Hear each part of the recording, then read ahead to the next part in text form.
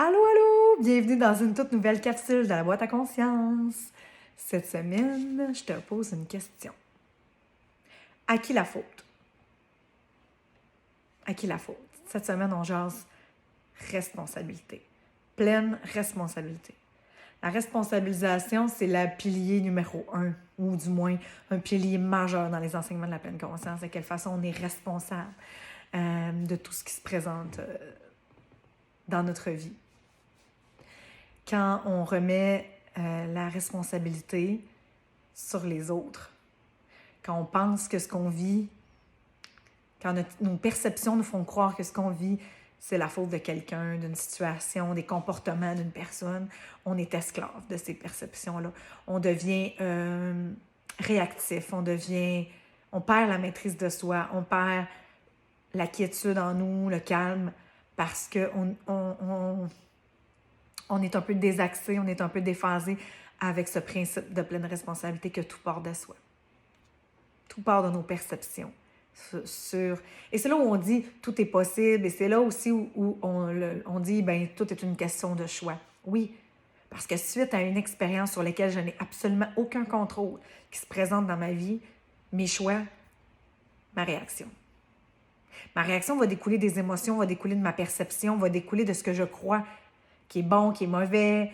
Ça revient aussi tout emboîter les capsules précédentes par rapport à est-ce que je suis dans le jugement, est-ce que je suis dans la séparation, est-ce que je suis dans les expériences du passé pour me faire dans mes peurs. Souvent, les peurs vont engendrer une suite d'émotions et vont nous pousser peut-être à attaquer, nous pousser peut-être à réagir, à être agressif, ou à conclure, ou à se restreindre, ou à fuir, ou à couper les ponts. Bref, vous comprenez, il y a une multitude de façons de réagir. Mais en réalité, la question à se poser, c'est comment est-ce que je peux prendre encore plus ma responsabilité?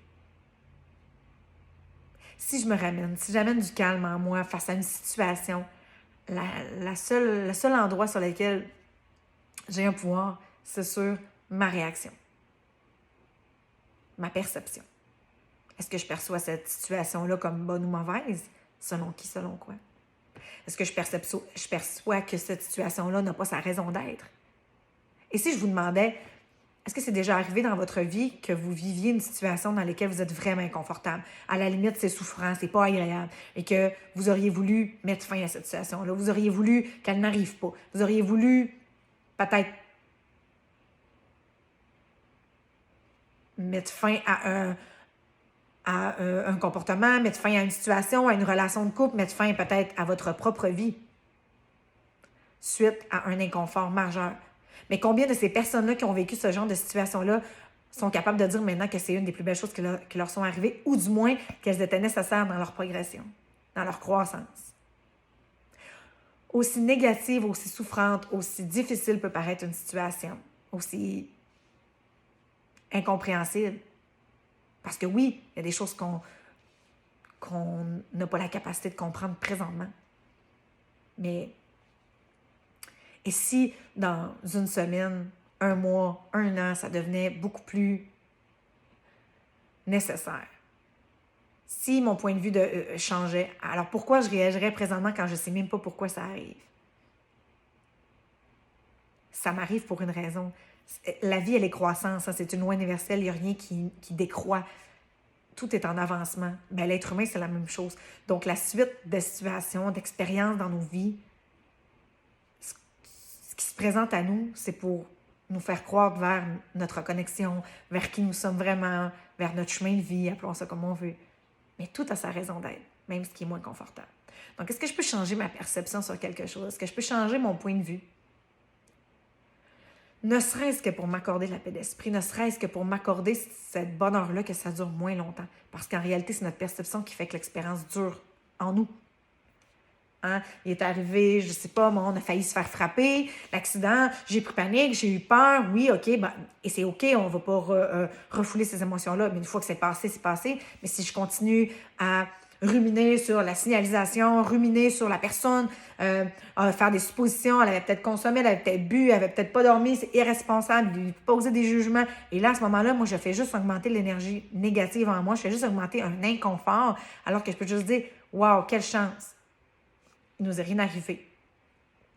Ouf, hein, j'ai eu peur, tu sais, J'ai eu peur de prendre la hauteur, faire OK, mais c'est pas arrivé, tu sais. Pourquoi je fais dérouler tout ce scénario-là? Parce que la seule personne que je fais souffrir en ce moment, c'est moi et peut-être les personnes qui m'entourent et les personnes avec qui je suis en train de discuter. Prendre sa pleine responsabilité, c'est se rendre compte à quel point on est responsable de comment on se sent. On est responsable de qu'est-ce qu'on ressent.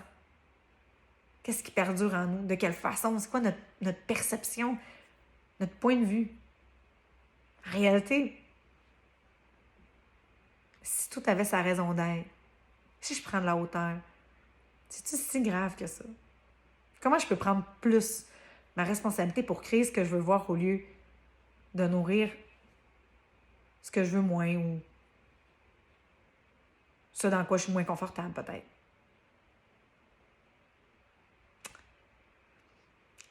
À quoi tu donnes le pouvoir de ta vie? Parce qu'en réalité, tu es le seul et unique maître de ta paix d'esprit. Le seul et unique maître de ton temple intérieur. À toi de reprendre les rênes de tes perceptions pour ne pas tomber esclave de ces perceptions-là. De reprendre la maîtrise de ta propre vie.